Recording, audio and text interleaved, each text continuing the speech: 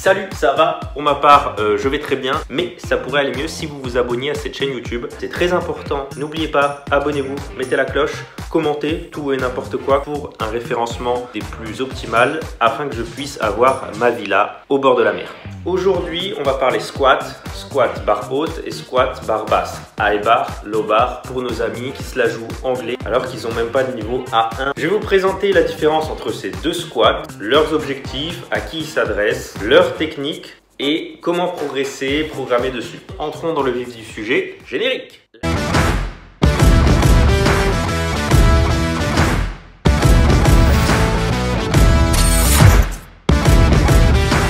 La différence majeure entre ces deux squats, c'est le placement de la barre. Le squat barre haute, comme son nom l'indique, implique d'avoir la barre sur les trapèzes supérieurs, là où le squat barre basse, comme son nom l'indique, implique d'avoir la barre plus basse, généralement au niveau de l'arrière d'épaule. Ces placements de barres différents vont avoir un impact direct sur l'inclinaison de votre buste. Sur un squat barre haute, vous allez avoir le buste droit. Ça va entraîner un peu plus de flexion de genoux, un peu moins de flexion de hanche. Vous allez cibler davantage vos quadriceps. Là où sur un barre basse, le buste sera un peu plus penché vers l'avant. Du coup, on va avoir plus de flexion de hanche, de quoi recruter davantage la chaîne postérieure. Et d'une manière générale, pour un même temps de pratique barre haute, barre basse, votre barre basse sera plus haut que votre barre haute. Étant donné que vous allez utiliser plus de muscles, vous aurez moins de levier, la barre sera plus proche de votre centre de gravité. C'est d'ailleurs pourquoi quasiment tous les powerlifters font du barre basse. Au niveau des objectifs, ça va être extrêmement simple. Le squat barre basse a pour seul et unique objectif de vous faire soulever plus lourd au squat. C'est d'ailleurs pour ça qu'on le retrouve en powerlifting et nulle part ailleurs. Ne me parlez pas d'une séance chaîne postérieure, on va faire une séance axée quadriceps, on va faire du squat barre haute et une séance chaîne postérieure, squat barre basse. Non. Allez faire du deadlift, ça va être plus intéressant, vous aurez moins de contraintes, vous allez mine de rien toucher beaucoup plus à la chaîne postérieure puisque le squat barre basse, même si on a plus de tension sur les ischios et les fessiers, il y a quand même de la flexion de genoux, vous recrutez quand même vos quadriceps et vous allez mettre plus lourd. Là où le squat barre haute, généralement va avoir deux objectifs, le renforcement des quadriceps et le transfert vers d'autres exercices ou d'autres sports. Par exemple en haltérophilie, on a besoin d'être très vertical sur ces mouvements, l'arraché et l'épaulé notamment. Du coup on a besoin d'un transfert de la force de ses jambes sur un mouvement vertical. Donc on fait du squat barre haute qui va nous permettre de mettre beaucoup plus lourd qu'un front squat, qu'un épaulé, qu'un arraché, qu'un overhead squat.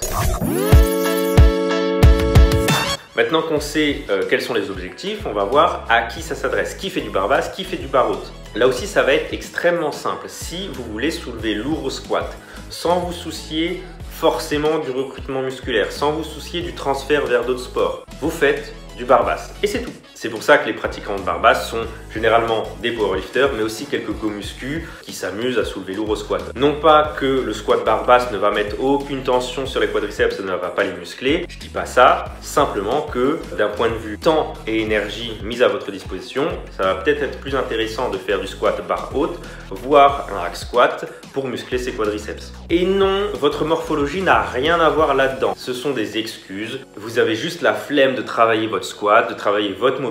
Il y a des bougs d'1m90 qui arrivent à squatter barre haute, cul au sol. C'est pas vous, avec votre 1m75, qui croyez être longiligne, qui êtes concerné. Vous pouvez très bien faire du squat barre haute sans vous exposer le dos. Essayez de revoir votre technique, essayez de revoir votre programmation. Il y a sûrement un problème là-dedans avant de tout jeter sur la morphologie. Et du coup, si vous n'êtes pas dans cette situation de vouloir soulever le plus lourd possible, et bien vous faites du barre haute. Ce sera beaucoup plus intéressant pour vos objectifs. Pour le CrossFit, je recommande plutôt de faire du barre haute. Vous allez avoir un transfert vers plein d'autres exercices. Vous allez avoir un transfert vers votre haltéro. Vous allez avoir un transfert globalement vers tous vos exercices de jambes. Même si parfois, dans quelques rares situations, la finalité c'est le squat, ça vaut pas le coup d'enlever du volume de travail en squat barre haute pour en ajouter en squat barre basse, pour le peu de WOD où le squat est réellement important. Ok, on a toutes ces informations, maintenant voyons la technique. Sur du squat barre haute, bon, déjà on va placer la barre sur ses trapèzes supérieurs. Pas besoin de mettre la barre sur les cervicales, vous serrez un petit peu vos omoplates et vous voyez qu'il y a du muscle et vous posez la barre dessus. Pas de coussin, hein. D'une manière générale, plus vous aurez les mains rapprochées, plus vous aurez de tension passive dans le haut du dos, de quoi être encore plus stable et plus fort sur votre squat. Après, ça dépend de votre mobilité évidemment. Pendant la descente, votre objectif sera de maintenir le buste le plus droit et neutre possible. Attention, quand je dis droit, ça veut pas dire cambrer. Ne me faites pas des squats de fit girl en hyperlordose avec la poitrine sortie de ouf et tout cambré et les abdos complètement désengagés. On parle simplement du degré de flexion de hanche. Utilisez majoritairement vos genoux pour initier le mouvement et les hanches suivront.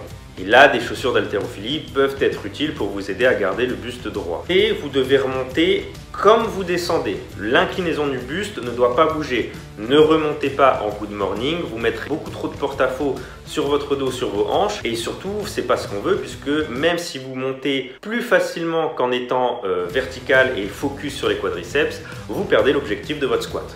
Restez bien en tension sur vos quadriceps et assurez-vous de verrouiller vos hanches et vos genoux quasiment en même temps, ou du moins d'abord vos hanches, puis après vos genoux. Donc les points les plus importants sur la technique du squat barre haute, ça va être votre verticalité du début à la fin du mouvement, une majorité de flexion de genoux par rapport à la flexion de hanche. Et c'est là que la morphologie entre en jeu. Si vous êtes super longiligne, évidemment vous ne pourrez pas garder le buste aussi droit qu'un mec qui fait 1,55 m avec des fémurs de 30 cm. Votre but, c'est, par rapport à votre morphologie, d'avoir le moins de flexion de hanche possible. Même si vous n'avez pas votre buste comme ça et qu'il est un petit peu plus vers l'avant parce que votre morphologie ne vous permet pas d'être droit. Quand vous montez et que vous descendez, ça ne bouge pas. Pour ce qui est de la barre basse, on va avoir la barre cette fois au niveau de l'arrière d'épaule. Certaines personnes la mettent beaucoup plus basse, mais si c'est votre première approche sur le squat barre basse, je vous recommande de vous en tenir à peu près l'arrière d'épaule. Comme sur un barre haute, plus vous aurez les mains larges, moins il y aura de tension passive, plus vous aurez les mains serrées, plus ce sera simple de créer de la tension dans le haut du dos et donc vous aurez plus de stabilité. Mais sur le barre basse, ça vous demande un petit peu plus de mobilité d'épaule, donc ajustez en fonction de ça. Là-dessus, vous allez commencer votre squat essentiellement avec vos hanches. Ensuite, les genoux vont suivre. Et quand je dis commencer avec ses hanches, ça ne veut pas dire cambrer et mettre les fesses en arrière. Ça veut dire utiliser majoritairement les hanches pour commencer son squat. Un peu comme si vous partez sur un good morning. Et là justement, ne vous forcez pas à garder le buste droit. Là, vous aurez plus de flexion. Ici, ce qui va être vraiment déterminant, c'est votre capacité à maintenir cette inclinaison qui va être un peu plus importante que sur un squat barre haute.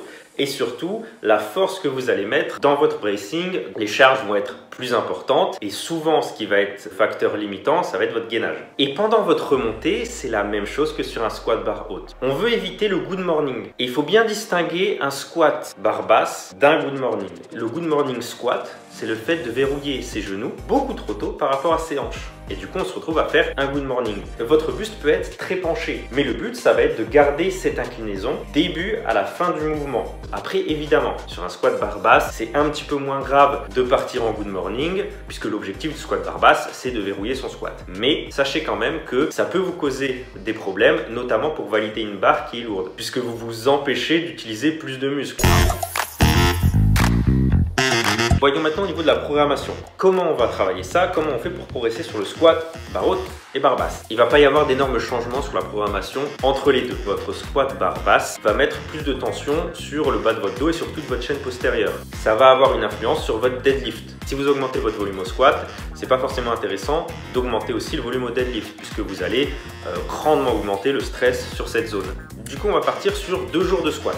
Un jour axé sur le volume où vous allez faire au moins plus de 5 répétitions pour une charge de travail entre 70 et 80%. Et un jour plutôt lourd, axé sur l'intensité avec moins de 5 répétitions, mais la charge de travail sera autour de 85, 95, voire 100% sur une fin de cycle. Ensuite, pour les variations qui sont intéressantes. Pour le barre haute, je vais recommander du front squat qui va permettre d'accentuer le recrutement des quadriceps de manière spécifique tout en travaillant la verticalité de son mouvement. Si on part en good morning, la barre ne monte pas. Et du squat posé qui va permettre de fixer un peu plus nos positions, de prendre conscience de son placement. Pour le squat barre basse, je vais plutôt recommander du squat barre haute puisqu'on va pouvoir récupérer les intérêts du squat barre haute, à savoir la verticalité, le recrutement des quadriceps qui est un petit peu délaissé par le squat barre basse, et du squat tempo excentrique et ou concentrique. Ça va permettre ici d'avoir un gros travail éducatif proprioceptif. Vous prendrez compte de votre position et surtout de votre bracing, s'il est maintenu ou si vous le relâchez. Les amis, voilà qui clôture cette vidéo. J'espère qu'elle vous aura aidé d'une quelconque manière. N'hésitez pas à me le faire savoir en commentaire. N'oubliez pas de vous abonner, évidemment, de partager cette vidéo, de la faire visionner à toute votre famille et à tous vos amis, je le rappelle, pour ma villa. Je vous inviterai tous dans ma villa. N'oubliez pas de me suivre également sur mes réseaux sociaux.